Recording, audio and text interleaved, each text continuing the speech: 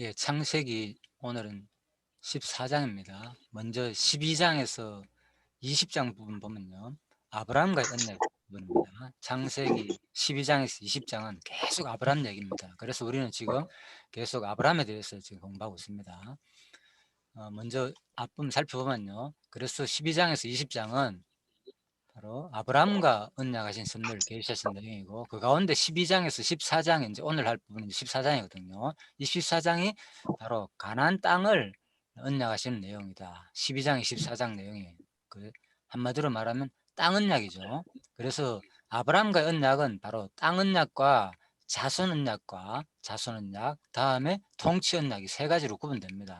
그래서 이제 우리가 아담한테 언약을 보면요, 사실 이 통치 언약이 뚜렷하게 확 드러나지 않습니다. 3대 언약 자체가 물론 아담한테 생육 번성하라, 땅을 정복하라, 다스리라 이래 얘기했지만, 구체적으로 열국 통치에 대한 언약, 그죠? 예, 나라를 세워가지고 구체적인 언약은 사실 아브라함한테 와서 확 드러나죠, 그죠? 예, 노아한테 언약도 마찬가지고요. 생육 번성하고 주로 자손 번창하는 그 언약이 드러나지만은, 바로 구체적으로 이제 나라에 대한 언약까지 확 드러나는 게 바로 아브라함한테 언약에서 드러난다. 물론 이제 창세기 1장 28절에서는 세 가지 언약이 다 있습니다. 그래서 결국 이 언약이 이제 계속 개성되는 거로 이제 보고 있습니다. 자, 그래서 이제 오늘은 이 언약은 바로 창세기 1장 28절에서 바로 번성, 자손 번성, 땅 정복, 만물 통치, 이 세 가지 언약 가운데서 땅 정복이라는 언약 내용이다. 그래서 이것은 마지막 아담에 의해 가지고 성취실 언약이라는 거죠. 또 결국은, 그래서 마지막 아담에서 성취실 언약이 뭐냐? 결국은 여기 보면 이제 살려주는 영이라고 그랬잖아요. 마지막 아담은 첫사람은 그냥 산 영에 불과하거든요. 첫사람은. 그렇지만 바로 아담은 우리를 직접 이제 살려주는 영이 됐다는 거예요. 그래서 결국은 창세기에서 아브라함과의 언약에서 말하는 것이 세 가지 언약이잖아요. 세 가지 언약의 핵심이 뭡니까? 결국은 우리가 영원한 하늘나라 가지고 그리스도가 우리를 영원한 하늘나라에서 생육 번성하고, 하늘나라 생육 번성하지 않습니다. 이미 이제 영원히 사는 개념이니까요. 결국은 이 3대 언약이 마지막에 하늘나라가 가지고 우리가 영원히 사는 언약이니까 바로 살려주는 영이 됐다는 거죠. 그래서 우리가 하늘나라 가서 한마디로 살 언약 내용이 바로 아브라함과의 언약이다. 자, 이렇게 보시면 되겠습니다. 그 가운데서 오늘 땅 정복이니까 이 땅 정복 내용은 결국은 구체적으로 장소 얘기죠. 예, 하늘나라를 이제 정복하는 내용이다. 자, 이렇게 또 보시면 되겠죠. 그래서 우리가 지난 시간에 이제 13장을 했습니다. 13장은 보면은 아브라함이 바로 이제 가족과 베델에서 이르러 가지고 여호와 이름을 이제 애굽에 갔다가 다시 돌아오는 내용이잖아요. 그래가 돌아올 때 부자가 되었습니다. 롯과 가족이 부자가 되어 가지고 땅이 좁아 가지고 이제 근거를 뒀고 바로 소돔으로 떠나는 내용이 나옵니다. 그래서 핵심은 떠나고 난 다음에 결국은 이제 약속의 땅에 도달해 가지고 또 하나님께 감사 기도를 드린 내용이었습니다. 그래서 소돔으로 떠난 내용, 지난 곳에서는 언약의 땅에 거주함, 떠나 가지고 이제 약속의 땅으로 오는 내용 있잖아요, 그죠? 그래서 결국은 이 과정도 결국은 뭡니까? 우리가 타락한, 그죠? 아담이 타락했음을 불구하고 타락했음에도 불구하고 뭐 줍니까? 나중에 영원한 새 땅을 주잖아요. 그래서 13장의 내용도 지난 시간에, 그죠? 바로 아브라함이 어디 타락해가지고 애굽에서 결국은 그 타락의 그 길로 들어가는 거잖아요. 거짓말도 하고 그 땅에 있다가 다시 어딥니까? 다시 돌아오는 장면. 이 장면도 결국은 바로 우리가 그리스도가 이 땅에 우리를 타락했음을 불구하고 다시 뭐 줄 거? 영원한 새 땅을 줄 내용이 또 13장 내용에도 모형적으로 보여졌다. 그렇게 지난 시간에 정리했죠. 자, 오늘 14장 내용입니다. 14장 내용은 바로 연합군과의 이 싸움에서 승리하는 내용이다. 자, 아브라함의 전쟁을 뭐 그린 어떤 그런 그림 같습니다. 그래서 연합군과 싸워가지고 승리하는 내용이니까, 자, 이 부분 한번 볼까요? 전체 금방 설명 다 드렸죠, 그죠? 이제 창세기 12장에서 20장이 바로 땅 언약하는 내용이 첫 번째 나오고, 그 다음에 땅 언약과 보호, 언약 자손을 보호하고 거주하게 하는 내용이고, 그 다음에 오늘 14장이 이제 연합군과에 쳐서 승리하는 내용이고, 그 다음에 자손 번창, 통치 언약. 사실 20장 가운데서 이렇게 되어 있습니다, 그죠? 예, 그래서 땅 언약, 자손 번창, 통치 언약 요래 있지만은 그 중간에 바로 연합군을 쳐가지고 승리한 내용이 바로 14장 내용이다. 자, 이렇게 보시면 되겠습니다. 그래서 결국은 이제 땅을 정복하는 내용이죠. 결국은 이 자체가 영원한 하늘나라를 우리한테 결국은 뭡니까? 주겠다는 그 내용입니다. 사실 이 내용은. 자, 그렇게 보시면 되겠습니다. 그래서 오늘 이 공부를 통하여서 핵심은 바로 진짜 하나님이 이러한 어려운 가운데서도 모든 것을 바로 작정한 뜻대로 반드시 택한 백성에게는 영원한 하늘나라를 우리한테 주시겠구나. 이제 이 확정 가지는 게 우리한테는 엄청 선물이죠. 우리가 땅을 얻는다는 건 보통 일이 아니잖아요. 그죠? 승리를 한다는 거. 자, 그런 내용입니다. 14장은 여호와께서 아브라함이 연합군을 쳐서 승리케 하신 섭리를 계시한 내용이다. 1에서 16절에 바로 사로잡힌 롯을 구출해 내는 내용이고, 그리고 17에서 24절은 바로 살렘 왕에게, 그죠? 살렘 왕 바로 멜기세덱에게 뭐 하는 내용? 바로 축복받는 내용이다.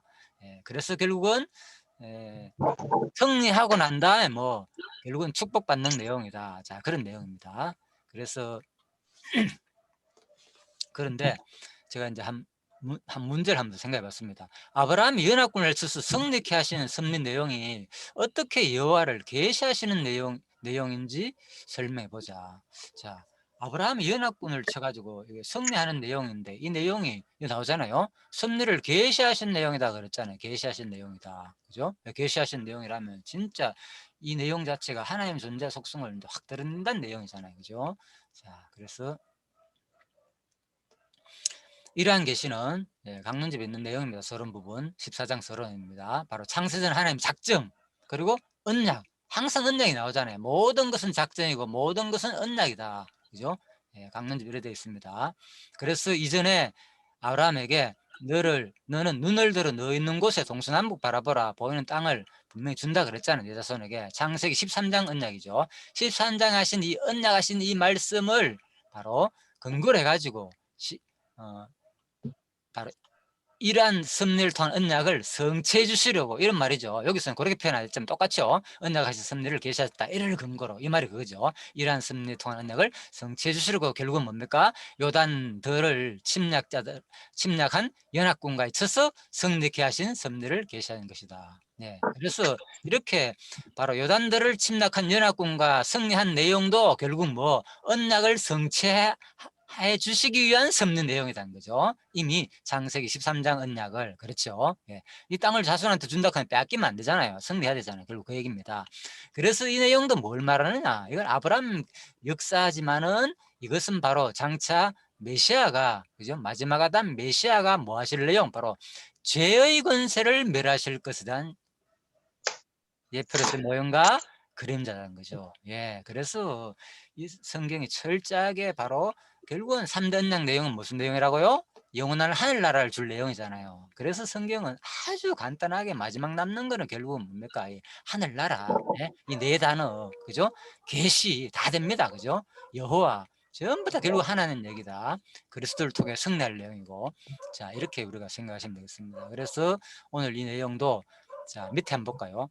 가나안 토벌 전쟁의 발발이 이제 1절부터 우리가 이제 이건 뭔가 하면요. 바로 이제 일반 주석에서 다룬 내용입니다. 자, 1절은 먼저 가나안 토벌 전쟁 발발, 쉽게 말해가 이제 연합군과의 싸움이 벌어진 그 장면이고, 이제 두 번째 메소포타미아 동맹군의 승리와 롯의 사로잡힘이 5절에서 12절 나옵니다. 그리고 세 번째 아브라함이 롯을 구출하는 내용. 자, 이렇게 이제 강론집하고 약간 차이 나지만 비슷하게 아무튼 결국은 사로잡혔다 구출한 내용으로 일반 주석 그 개론도 이렇게 정리해놨습니다. 그래서 이제 이런 내용을 볼 때 우리가 결국은 전쟁이 발발하고 결국은 사로잡혀 가지고 결국은 아브라함이 롯을 구출하는 장면인데 14장 내용이, 근데 이 내용이 뭐하고 같은가 하면요. 자, 오른쪽 볼까요? 바로 첫 번째 우리가 창세기에서 봤잖아요. 그죠? 뭐 뱀과의 전쟁에서 어떤 내용이 있습니까? 바로 아담과 하와가 뱀과의 전쟁에서 뭐 하는 겁니까? 유혹을 당했잖아요. 그죠? 그래가지고 결국 뭡니까?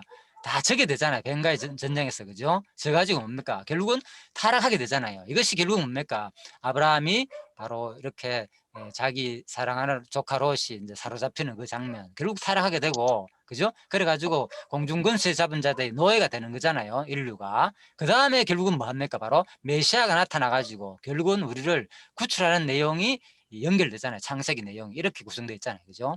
마지막 메시아가 승리할 내용이니까 이 장면은, 그죠? 비록 타락했지만은 아까 그랬잖아요. 마지막 비록 타락했지만은 마지막 아담 메시아에 가지고 죄의 건설을 멸하실 내용이다. 자, 그래서 이제 타락을 하였지만은 앞부분에서 강론집 서론 부분에서 그 다뤄놨죠, 그죠? 자, 인간이 뭡니까? 첫 아담이 타락했음에도 마지막 아담에 해가지고 영원한 새 땅을 바로 주실 것이라는 내용이다. 예, 그래서 제가 이제 이 부분을 결국은 이 창세기 내용이 결국은 바로 오늘 14장 내용 전 14장 내용이 바로 창세기 지금까지 우리 배워가지고 마지막에 메시아가 우리를 승리해가지고 하늘나라 줄 내용하고 또 14장이 성경 전체를 또 그죠? 어떤 닮은 꼴 프랙탈 구조로 모형적으로 압축한 내용이다. 또 이렇게도 보여진다 그 말입니다. 자, 그 다음에 그래서 이제 강론주 계속 설명하고 있습니다. 한편 여호와 하나님께서 언약대로 이스라엘 나라를 세워주시는 과정 보면은 바로 이방 대적과의 수많은 전쟁, 그죠? 성경 내용 계속 전쟁 내용이 나오잖아요, 사실. 그리고 그 많은 전쟁에서 패하기도 하지만 승리를 거두잖아요. 패하고 승리 거두는 거다. 그래서 창세기에서 사무엘하 내용이 계속 이제 그런 내용이다 그 말입니다. 곧 아브라함이 대적에 사로잡혀 조카 롯을 구하려고 전쟁에 참여하여 크게 승리하였다. 그죠? 예. 그래서 또 야곱이 딸 디나를 강간한 세켐을 쳐서 승리하였고, 또 홍해 바다에서 애국 군대를 멸하는 내용 출애굽기, 그리고 아말렉 군대의 전쟁에서 승리하는 내용, 그리고 미단 전쟁에서 또 승리하는 내용 민수기, 그리고 여리고성과 아이성 기본 하솔 전쟁에서 승리한 내용 여수와, 또 여러 이방과의 전쟁에서 승리한 내용 사사기. 자, 이같이 다윗은 많은 이방 민족과 전쟁에서 승리하여 이스라엘 나라를 세웠다. 결국 사무엘 하에서 그죠? 나라 세운 내용까지 나옵니다. 이러한 역사적 사실들은 모두가 여호와 하나님께서 신약 시대 교회의 머리 대신 예수 그리스도께서 어두운 권세와 싸워 반드시 승리할 것에 대한 예표로서 모형과 그림자적 계시서입니다. 예. 그래서 성경 전체 내용이 아까 전에 우리가 앞부분에서 말씀드린 대로 어디에 연결했다고요? 마지막 메시아에서 죄의 건세를 멸하시고 승리하실 메시아에 대한 언약 내용이다. 이제 그런 말이죠. 예. 그래서 이제 우리가 이 장면도 그 가운데 하나 포함되는 장면이잖아요. 그러니까 14장 내용도 나오잖아요. 그죠? 14장도 이렇게 포함된다는 거죠. 그런데 자, 한 번 더 다시 이제 질문을 해봤습니다. 자, 그래서 아브라함이 연합군을 써서 승리하게 하신 승리 내용이 어떻게 마지막 아담 메시아에 가지고 재건설을 멸하실 것에 대한 예표서 모형과 그림자인지 이제 설명해 보자. 그러니까 지금까지 제가 설명드렸습니다.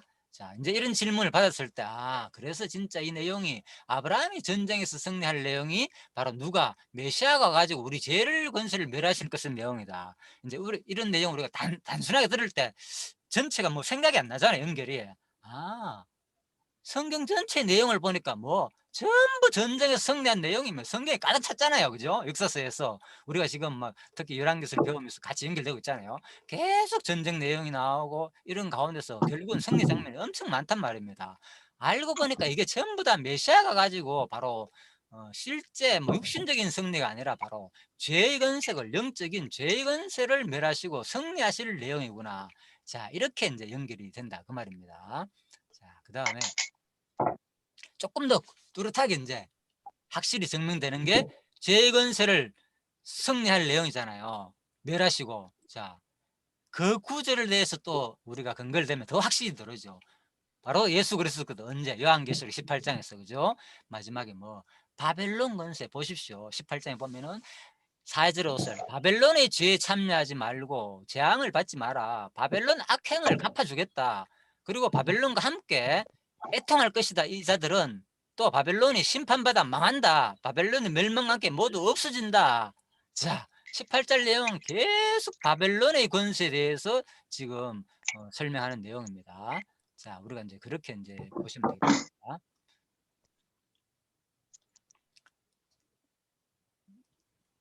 자, 그 다음에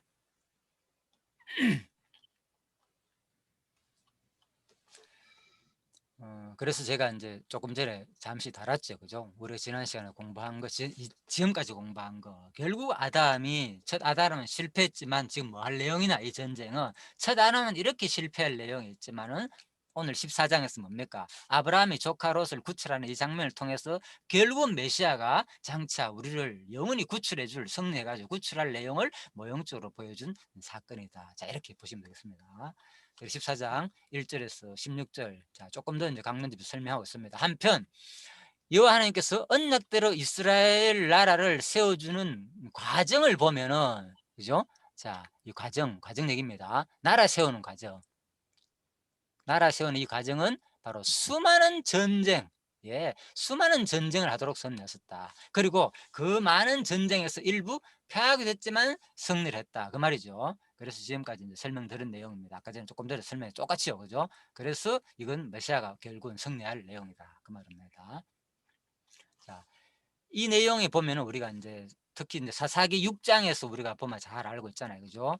자, 이스라엘이, 자, 오늘 이 장면하고 연결되기 때문에 말하는 겁니다. 이스라엘이 파종한 때가 되면은, 그죠? 누가 미대한 사람, 아말렉 사람, 동방 사람들이, 그죠? 아말렉 사람, 동방 사람들이 저들어 올라가지고, 동방 사람 지금 이거잖아요. 그죠? 바로 그 아수르 바벨론이죠.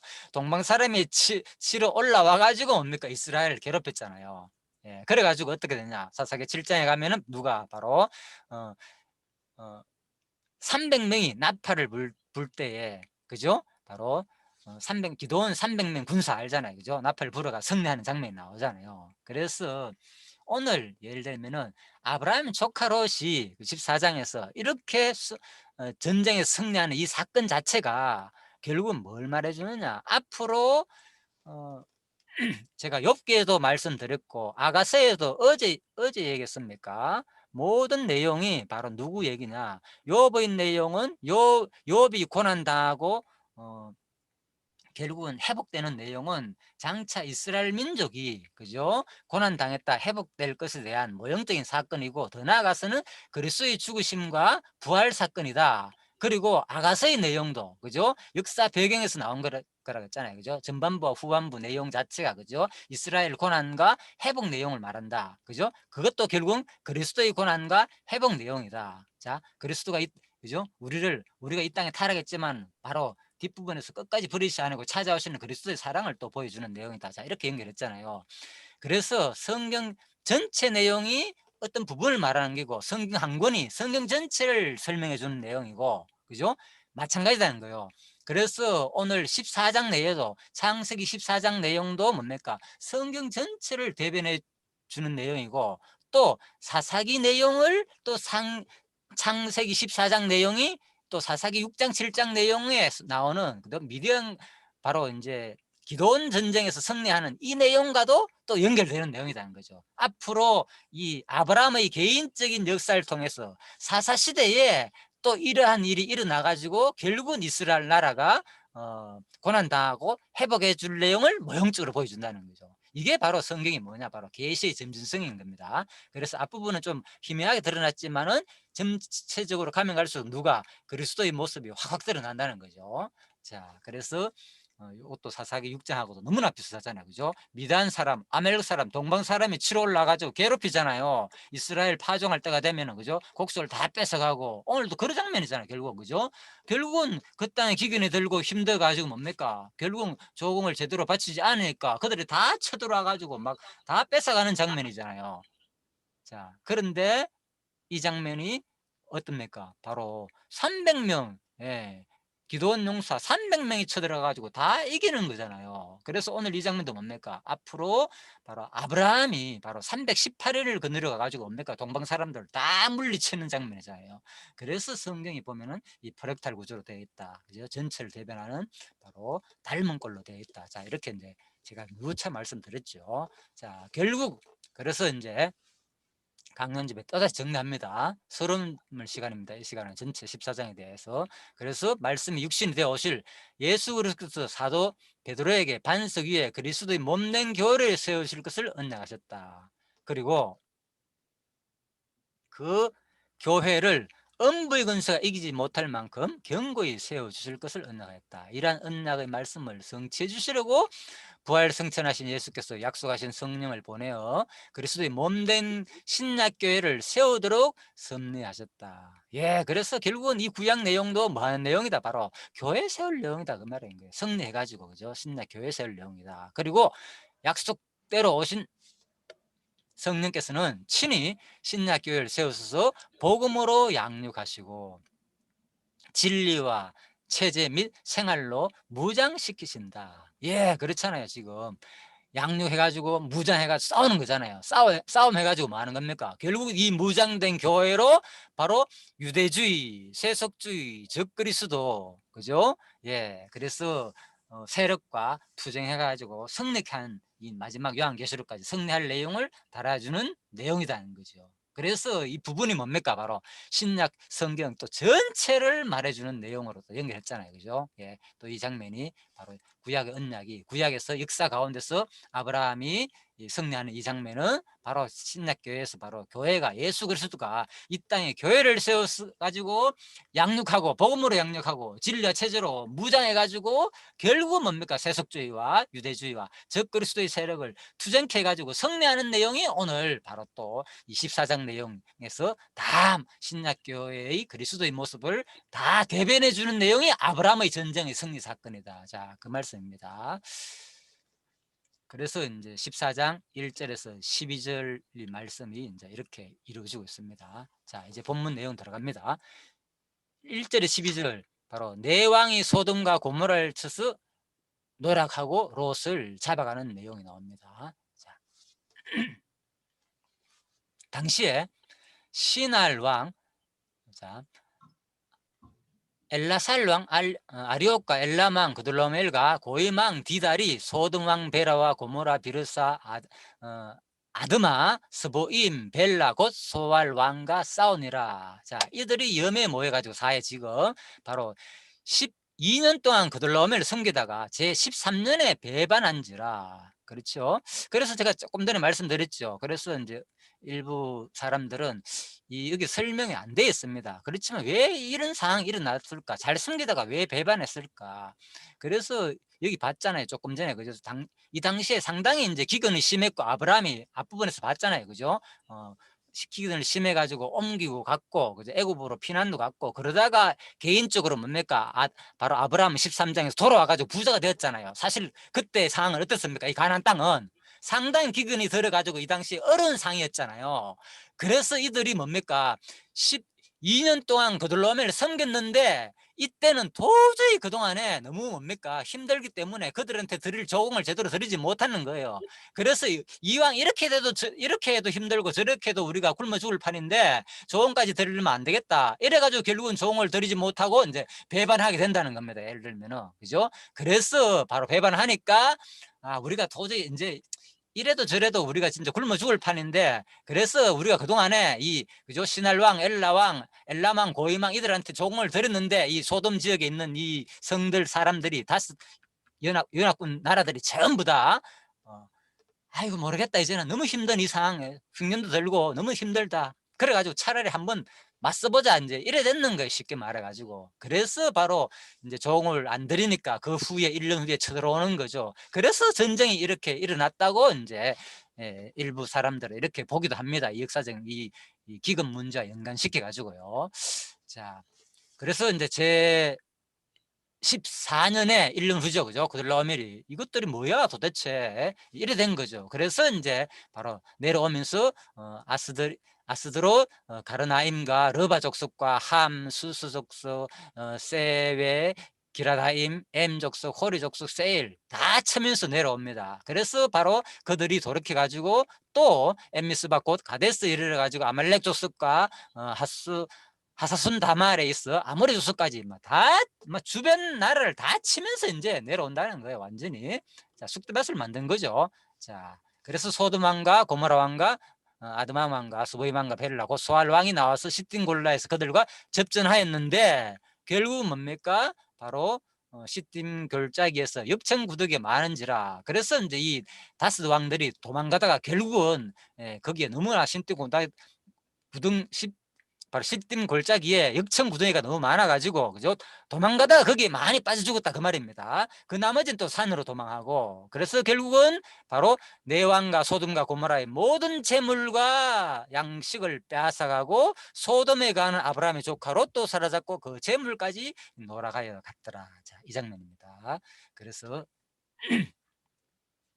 시날 왕, 자, 아므라벨, 그죠? 이것은 이제 구바벨론을 말한다 하면서 뭐 여러 가지 아무튼 저쪽 전부 다 그 지역입니다. 그렇지만은 이제 시날 왕에 대해서 구바벨론 얘기하다 보니까 이게 아므라펠, 아므라벨인데 이제 이게 우리나라 말로 잃어버렸지만은 이제 헬라어는 아므라펠이라고 되어 있잖아요, 그죠? 그래서 아므라펠, 이렇게 여기 이제 아므라펠 이렇게 되어 있거든요. 그래서 아므라펠이라고 얘기했을 때, 아, 이게 아마 뭐하고 닮았습니까? 이 아므라펠은 말이 바로, 그래서 라메드, 바로 이제 이 라메드인, 여기 보면 이제 함무라비하고 발음이 좀 비슷하잖아요. 여기 나오잖아요. 그죠? 함무라비하고, 그죠? 예, 그래가지고 이제 어떤 사람들은 이것이 아마 함무라비하고 같은 사람이다. 그죠?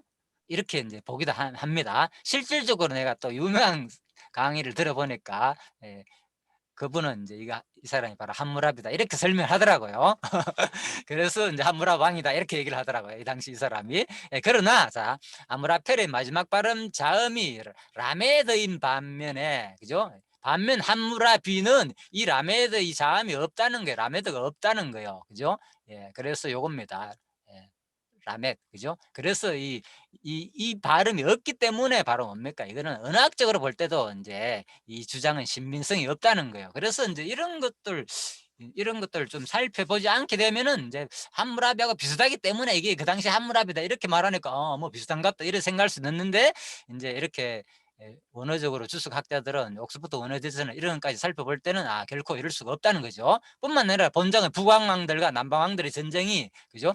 BC 2082년에 있었고 함무라비 제2연대가 1792년에서 BC 1750년, 이미 역사적으로 이건 다 기록되어 있거든요. 그러니까 연대적으로 볼 때도 안 맞다는 거죠.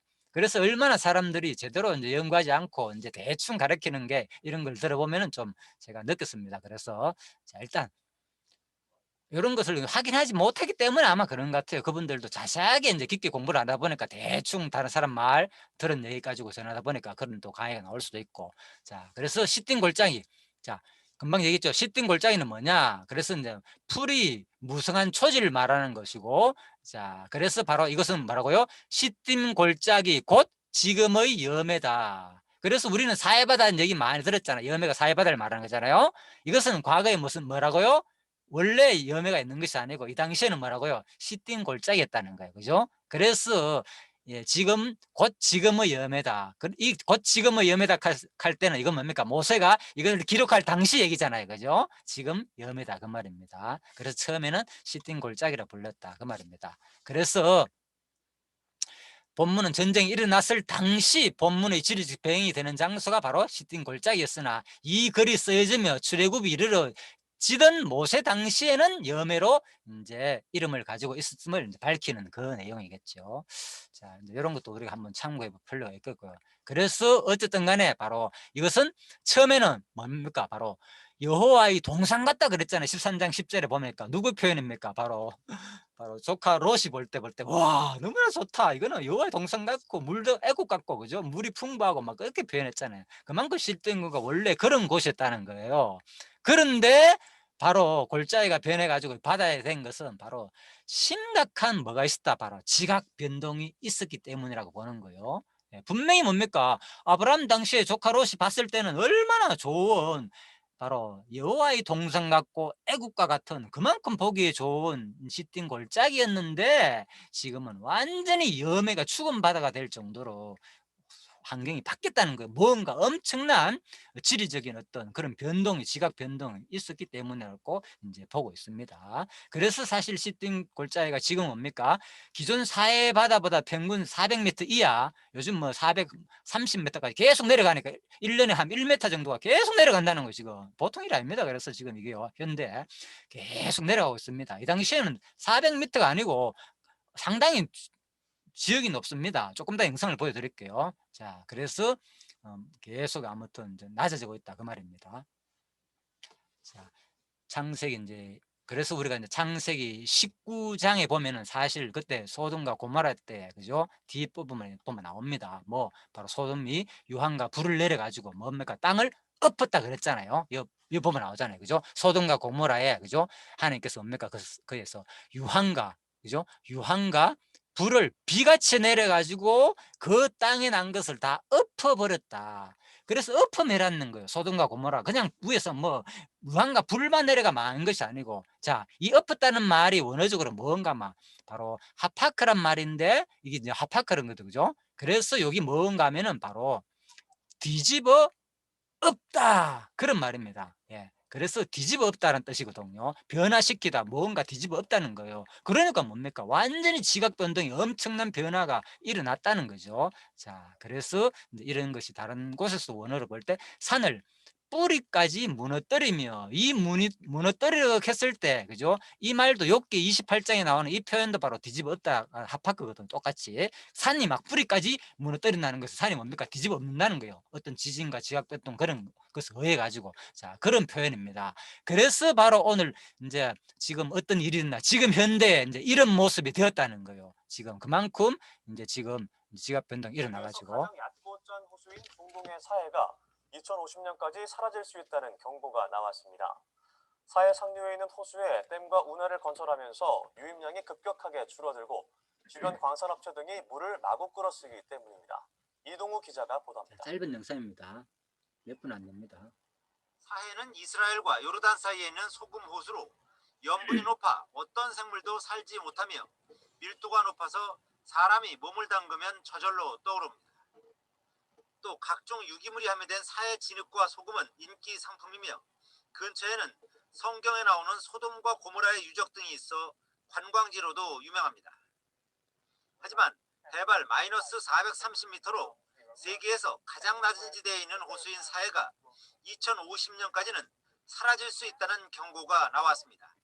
You should keep on taking water from fresh water from nature, from the Sea of Galilee or from the Euphrates, for example. We will eventually ruin the local environment. We need to take care of nature as well, or else we will all sink with it.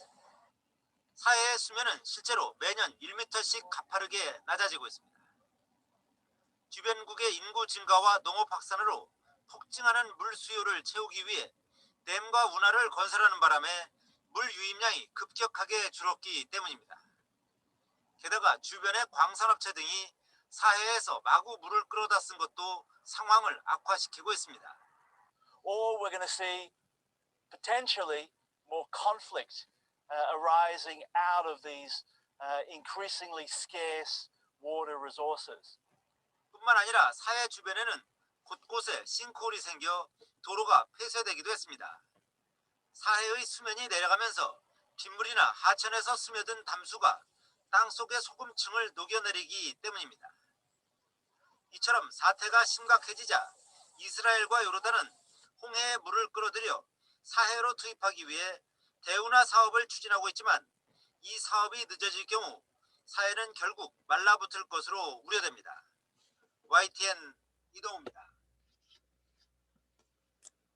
예, 여기까지입니다. 자, 시간이 우리가 다 됐기 때문에 자, 다음 영상은 다음 시간에 보도록 하고요. 이제 구체적으로 왜 지금 우리가 오늘 이 장면을 설명하는지는 조금 이따가 이제 말씀드리도록 하겠습니다.